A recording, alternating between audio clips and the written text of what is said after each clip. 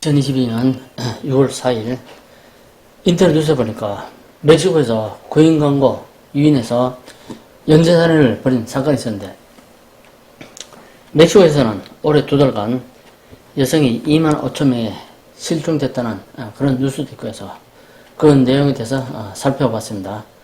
제목을 처음 믿기 구인 광고 범죄 알아보기 등입니다.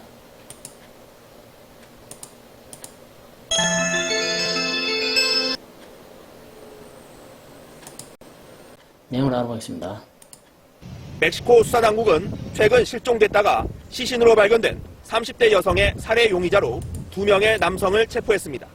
피해자는 호텔 프런트 직원 구인 광고를 보고 면접을 보기 위해 집을 나선 뒤 실종됐습니다. 그러다 며칠 후 시신으로 발견된 겁니다. 용의자는 페이스북에 가짜 구인 광고로 여성들을 유인한 뒤 살해하는 수법을 썼습니다. 수사당국은 용의자 조사 과정에서 지금까지 7명의 여성을 살해한 사실을 밝혔는데, 추가 피해자에 대한 수사를 계속하고 있습니다. 최근 멕시코에서는 여성을 대상으로 한 살해 사건을 의미하는 페미사이드 사건이 꾸준히 상승하고 있습니다. 2020년의 경우 집계된 것만 970여 명인데, 급기야 지난해에는 1015명의 여성이 살해됐습니다. 여성 실종 문제도 심각한데, 연방 범죄 통계에 따르면 올해 첫 2달 동안 2만 5천여 명이 실종된 것으로 밝혀졌습니다.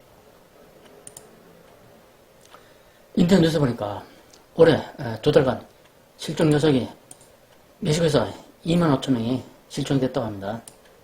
그래서 여성범죄 미흡한 대처에 대해서 여성들이 대응을 하고 있는 사실입니다.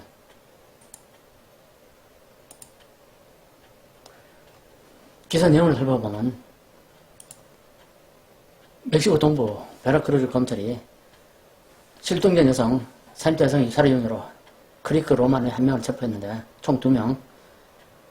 용의자는 페이스북에 가짜 구인광고를 올린 뒤 이를 보고 연락한 여성들을 만나 살해하는 수법을 썼다.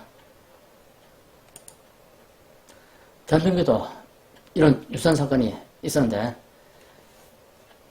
대충 보면 2000년 1월 4일 천안시에 있었고, 2012년 또 2012년 9월 그리고 2011년 소셜미디어 구인광고로 흉기 강도 사건 등 내용을 살펴보면 2006년 천안시 구인상고 유인살해 사건, 2012년 5월 구인광고로 유인 20대 여성 납치 사건, 2012년 9월 21일 생활정보지 구인광고로 주부들을 유인해 신용보증금 명목으로 소원을 가로챈 사건, 2021년 11월 3일 소셜미디어 구인광고로 유인해 흉기 강도 사건 등. 지난 1월 14일 천안시 풍세면 도로공사 현장에서 20대 여성이 불에 탄 시신으로 발견됐습니다. 엿새 뒤인 20일 같은 장소에서 또 다른 20대 여성이 숨진 채 발견됩니다.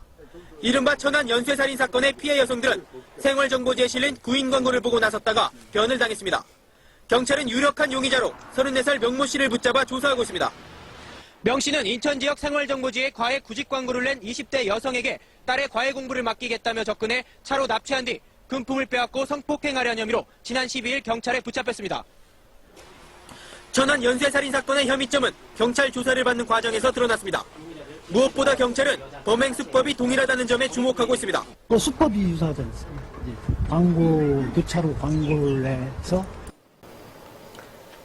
보도 내용을 살펴보면 천안 연쇄살인 사건, 구인 광고, 유인 2명 살해. 천안 연쇄살인 사건은 2006년 1월 14일 천안시 평세면 신설도로 공사 현장에서 20대 여성의 불에 탄 시신으로 발견되고, 일주일 뒤 같은 장소에서 지식산 여성이 발견된 사건이다. 용의자는 이름이 명병석 34살이고 그 당시 나이, 추가로 한 건이 여성 살인 사건을 찾아내가지고 총 3명이다. 3명. 총 3건의 살인과 1건의 강간이 있었다. 사진은 용의자 명병석의 사진이다.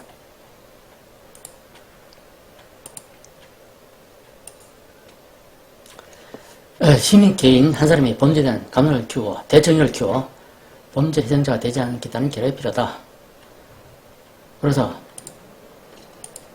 생활정보지 구인광고는 주의를 요한다. 너는 아무나 할 수 있다.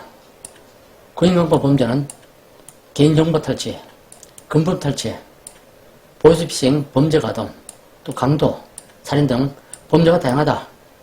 따라서 생활정보지 구인광고는 주의를 요한다. 주의.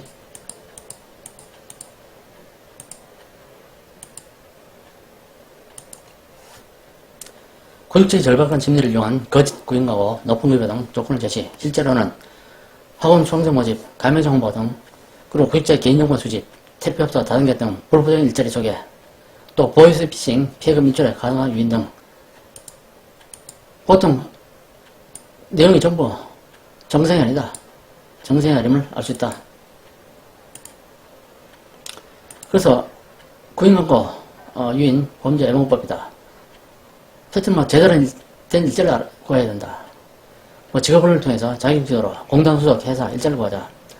안정되고 공적인 직장을 구하자. 공기업이나 공무원 대기업 등. 그 다음에 백화점이나 대형마트, 주행마트 등 판매를 구하자. 아무리 살기 어려워도 택배업소나 보이스피싱, 유흥주점, 노래방 돈을 패스해야 된다. 범죄의 원성이다.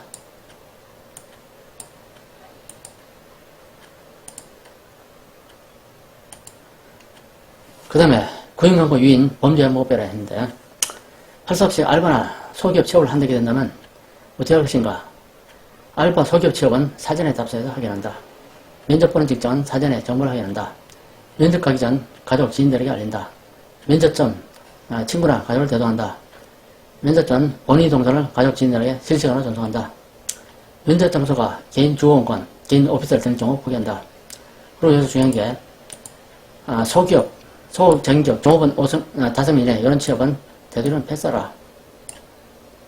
임금 착취나 장시간 노동, 저임금, 범죄 가능성이 100%는 아니고 있을 수 있다. 그러니까 조심하라. 그런 뜻이다.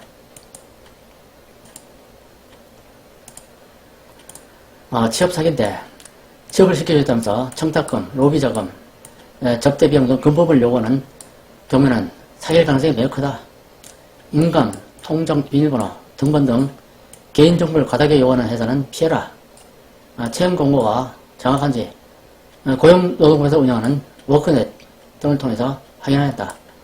고용노동부 한국고용정보원에서 운영하는 워크넷에도 일자리를 구하는 정보가 있으니 많이 활용해보라.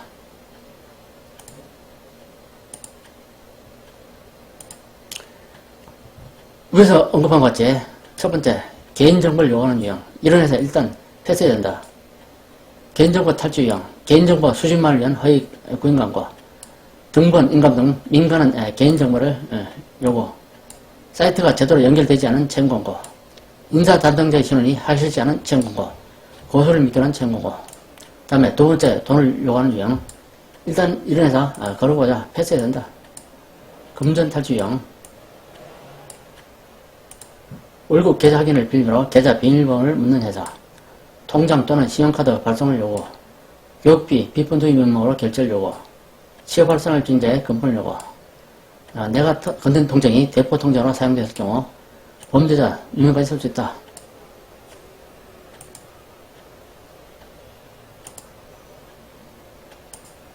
만약 취업 사기가 의심된다면 즉시 경찰서나 금융감독원에 신고하고 거래은행 은행점도 알려 추가할 피해를 막아야 한다. 취업 사기 신고, 거짓 구인광고 신고는 금융감독원 1332, 고용노동부 1350이다. 이상 오늘 준비한 내용은 여기까지입니다.